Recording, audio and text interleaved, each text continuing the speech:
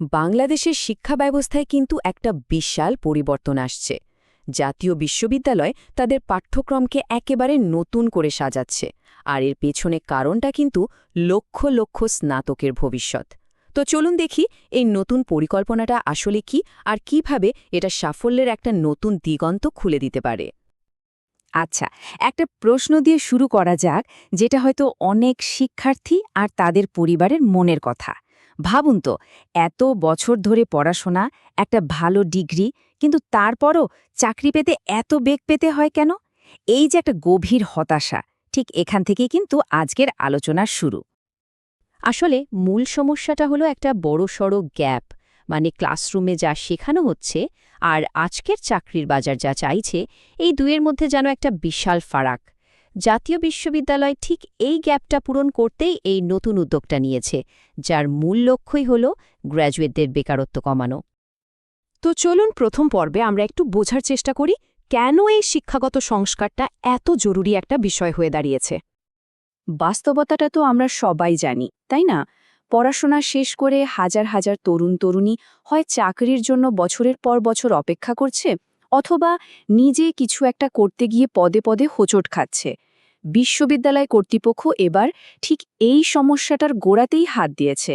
তাদের লক্ষ্য একটাই, গ্র্যাজুয়েটদের যেন আর বসে থাকতে না হয়। ওকে, সমস্যাটা তো বোঝা গেল, কিন্তু সমাধানটা কি? চলুন এবার দ্বিতীয় পর্বে দেখি জাতীয় বিশ্ববিদ্যালয় ঠিক কী পরিকল্পনা নিয়ে এই চ্যালেঞ্জের মুখোমুখি হচ্ছে। এখানে জাতীয় বিশ্ববিদ্যালয়ের উপাচার্যের কথাটা খেয়াল করুন। তিনি কিন্তু খুব পরিষ্কার করে বলে দিয়েছেন যে তাদের লক্ষ্যটা কি। ব্যাপারটা শুধু একটা সার্টিফিকেট বা ডিগ্রি দেওয়া নয়। আসল উদ্দেশ্য হলো এমন দক্ষ মানুষ তৈরি করা, যারা পড়াশোনা শেষ করেই যেন নিজেদের ক্যারিয়ার শুরু করতে পারে, সে চাকরি হোক বা নিজের উদ্যোগ। তো চলুন এবার একটু গভীরে যাওয়া যাক। এই যে এত কথা হচ্ছে নতুন সিলেবাস নিয়ে, আসলে ঠিক কি পরিবর্তন আনা হচ্ছে সেখানে? সবচেয়ে বড় আর গুরুত্বপূর্ণ পরিবর্তনগুলোর একটা হলো, এখন থেকে অনার্স লেভেলের সব ছাত্রছাত্রীকে দুটো বিষয় পড়তেই হবে, আইসিটি আর ইংরেজি। আর এর কারণটা কিন্তু একদম সহজ। আজকের দুনিয়ায় এই দুটো স্কিল ছাড়া চাকরির বাজারে টিকে থাকাটাই কঠিন। মানে এই পদক্ষেপটা শিক্ষার্থীদেরকে এক লাফে গ্লোবাল মার্কেটের জন্য তৈরি করে দেবে। কিন্তু ব্যাপারটা শুধু বইয়ের পড়াশোনাতেই থেমে নেই। জাতীয় বিশ্ববিদ্যালয় একদম হাতে কলমে প্রশিক্ষণের জন্য বড় বড় প্রতিষ্ঠানের সাথে যুক্ত হচ্ছে। যেমন ধরুন, সরকারের A2I প্রকল্প, জাতীয় দক্ষতা উন্নয়ন কর্তৃপক্ষ, এমনকি ইউনিসেফও আছে এই তালিকায়। শুধু তাই না, বিভিন্ন ইন্ডাস্ট্রি আর কোম্পানির সাথেও চুক্তি হচ্ছে। এর ফলে কি হবে? শিক্ষার্থীরা ক্লাসরুম থেকেই সরাসরি ইন্ডাস্ট্রির জন্য তৈরি হতে পারবে। এই পুরো পরিকল্পনার রোডম্যাপটা কিন্তু খুব সহজ। ১. সিলেবাসটা হবে আধুনিক, সাথে থাকবে টেকনিক্যাল ট্রেনিং। ২. এর ফলে যে গ্র্যাজুয়েটসরা বের হবে তাদের স্কিলের চাহিদা থাকবে বাজারে। আর ৩. চূড়ান্ত ফলাফল হবে দ্রুত চাকরি পাওয়া বা নিজেই একজন সফল উদ্যোক্তা হয়ে ওঠা। পুরো চক্রটা এভাবেই কাজ করবে। তবে এত বড় একটা পরিবর্তন কিন্তু একা একা সম্ভব না। এর সাফল্যের জন্য সবার অংশগ্রহণ দরকার। চলুন পরের পর্বে দেখি এই সহযোগিতার ব্যাপারটা ঠিক কেমন।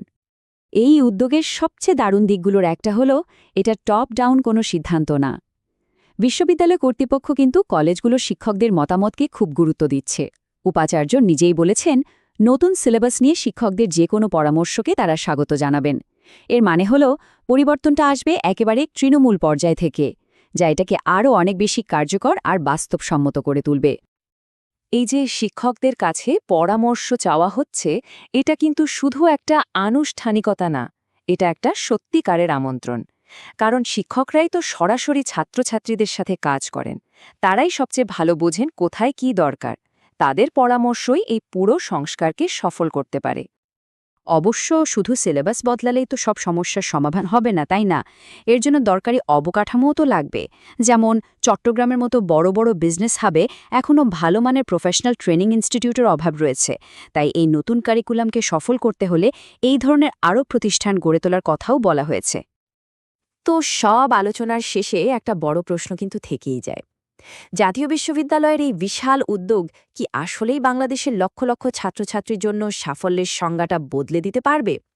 মানে এখন থেকে সাফল্য মানে কি আর শুধু একটা ডিগ্রি হবে, নাকি দক্ষতা অর্জন করে দ্রুত নিজের পায়ে দাঁড়ানোটাকেই সাফল্য বলা হবে? এর উত্তরটা হয়তো সময়ই আমাদের বলে দেবে।